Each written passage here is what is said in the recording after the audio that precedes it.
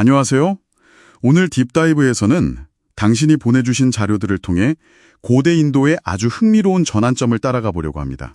바로 브라만교의 동물 희생제, 야즈냐라고 하죠.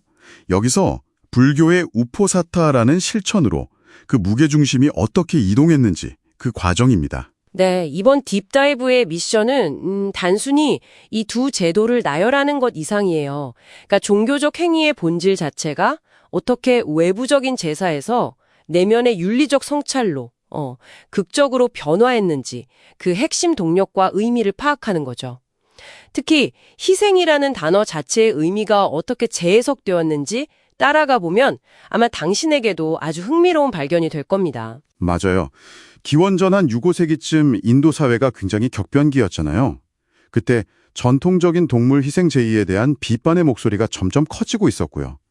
근데 붓다는 여기서 한 발 더 나아가서 아주 체계적인 대안을 제시했다는 점이 중요하죠. 그 시작점이 또 재밌어요. 꾸따단따경 이야기가 나오잖아요. 네, 맞습니다. 거기서 붓다는 과거 마하위지따 왕이 행했던 이른바 피 흘리지 않는 제사를 하나의 이상적인 모델로 제시합니다.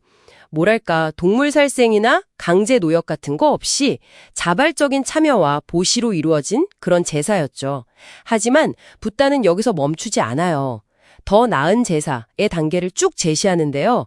물질적인 보시보다는 공동체를 위한 시설 건립 같은 게 더 낫고, 그보다는 삼보의 귀의라고 옥외 같은 기본적인 윤리계율을 지키겠다는 그런 결단, 이게 훨씬 더 큰 공덕이라고 봤어요. 와, 심지어 아주 잠깐이라도 자비심을 내는 것 같은 그런 순수한 마음 상태가 그 어떤 물질적인 제사보다 더 우월하고, 궁극적으로는 수행을 통해서 번뇌를 소멸시키는 것이야말로 최상의 제사다, 이렇게까지 이야기하는군요. 네. 이런 정말 외부 형식에서 내면의 동기, 그리고 그 상태로 가치가 완전히 이동하는 거네요. 정확합니다.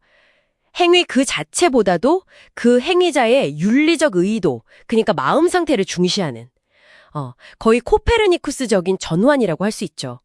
브라만교에서 정말 신성시했던 그 불, 아그니의 개념도 완전히 새롭게 해석합니다. 재물을 태우는 그런 외부의 불 대신에요. 불교에서는 우리가 공경해야 할 대상으로 부모님, 또 가정을 이루는 배우자와 자녀, 존경받을 만한 수행자들, 이런 분들을 불에 비유하면서 관계 속에서의 책임을 강조했죠. 오이를 우리 마음속의 탐욕, 성냄, 어리석음, 이게 진짜 꺼트려야 할 불이다, 이렇게 본 거군요. 네, 맞습니다. 그럼 이런 문제의식 속에서 나온 불교에 대한 우포사타, 이건 구체적으로 어떤 실천이었을까요? 율장 비나야 피타카 기록을 보면요. 처음에는 빈비사라 왕의 제안으로 시작된 걸로 나와요. 정기적인 법회 같은 자리였죠. 근데 이게 점차 승려 공동체가 보름마다 함께 모여서 파티모카라고 하는 아주 상세한 계율 목록이 있거든요. 그걸 함께 암송하는 거예요. 그리고 혹시라도 자기가 어긴 점이 있다면 대중 앞에서 솔직하게 고백하고 참회하는 거죠. 그런 의례로 발전했습니다. 핵심은 공동체의 윤리적 청정성, 이거 이제 신라 비수띠라고 하는데 그거랑 공동체의 화합, 상가사막기를 다지는 데 있었어요. 아하, 그렇군요. 그러니까 외부에 무언가를 바치는 그런 행위가 아니라 공동체 안에서 스스로의 행동과 마음을 돌아보고 정화하는 것, 그런 내면적인 실천으로 바뀐 거네요. 네, 바로 그거죠. 야즈냐와 직접 비교해보면 그 차이가 정말 확 드러나겠어요. 그렇습니다. 표로 요약된 내용을 봐도 그 대립구도가 명확하죠. 핵심 행위를 보면 야즈냐는 외부적이고 때로는 폭력적이기까지 한 제의잖아요. 동물 살생 같은. 반면에 우포사타는 내면적이고 비폭력적인 실천이죠. 계율 준수나 참회 같은. 공덕의 근원도 완전히 다르겠네요. 네, 야즈냐는 신에 대한 외부적인 봉헌에서 공덕이 온다고 봤다면 우포사타는 자기 행위의 내적인 청정성에서 공덕이 온다고 봤죠. 궁극적인 목표도 달라져요. 야즈냐는 주로 세속적인 번영이나 천상세계에 태어나는 걸 바랐다면 우포사타는 번뇌의 소멸, 즉 궁극적인 해탈, 비무티를 지향했죠. 참여하는 주체나 권위의 기반 같은 것도 완전히 달랐겠군요. 물론입니다. 야즈냐는 브라만 사제 계급이 거의 독점했었잖아요. 근데 우포사타는 모든 출가 수행자는 물론이고 심지어 제가 신자들까지도 참여할 수 있었습니다. 권위의 기반도 세습되는 배다 경전이 아니라 붓다의 가르침인 법과 율, 담마 비나야, 그리고 각자의 수행 실천에 기반했고요.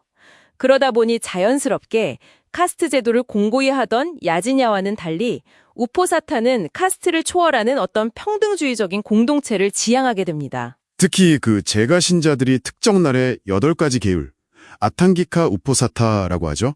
그걸 지키면서 감각적인 욕망을 스스로 절제하는 것, 이것 자체가 일종의 자발적인 희생으로 간주되었다는 점이 아주 인상 깊습니다. 다른 생명을 타의에 의해 희생시키는 것과는 정말 정반대의 윤리적 실천이네요. 바로 그 지점이 이 전환의 핵심이라고 할 수 있습니다. 우포사타는 단순한 반작용이나 비판을 넘어서요, 그 폭력적인 외부 제의를 비폭력적인 내면의 성찰과 윤리적 실천이라는 아주 정교한 시스템으로 대체하려는 굉장히 적극적이고 창의적인 대안이었던 거죠. 종교적 가치의 중심축을 외부의 신에 대한 어떤 의존에서 내면의 자기 책임과 윤리적 정화로 완전히 옮겨온 겁니다. 결국 이 거대한 전환이 특정 계급이나 집단을 넘어서는 보편적인 구원의 길이 제시했고 불교가 세계 종교로 나아가는데 아주 중요한 사상적 기반이 된 거군요. 오늘 이렇게 쭉 흐름을 따라와 보니까 종교적인 개념이나 실천이라는 것이 시대와 사상에 따라서 얼마나 역동적으로 변화하고 또 재해석될 수 있는지 새삼 느껴지네요. 네, 그렇죠. 그리고 이야기는 아마 당신에게도 한 번쯤 생각해 볼 거리를 던져줄 겁니다. 자, 오늘날 당신이 생각하는 가치 있는 행위나 의미 있는 희생은 과연 어떤 모습일까요? 혹시 우리도 모르게 외부적인 형식이나 결과에만 너무 치우쳐서 그 과정에서의 어떤 윤리적인 성찰이나 내면의 진정한 동기를 놓치고 있는 것은 아닐까요? 네, 오늘 이 딥다이브가 당신만의 답을 찾아가는 여정에 작은 실마리나 영감이 되었기를 바랍니다.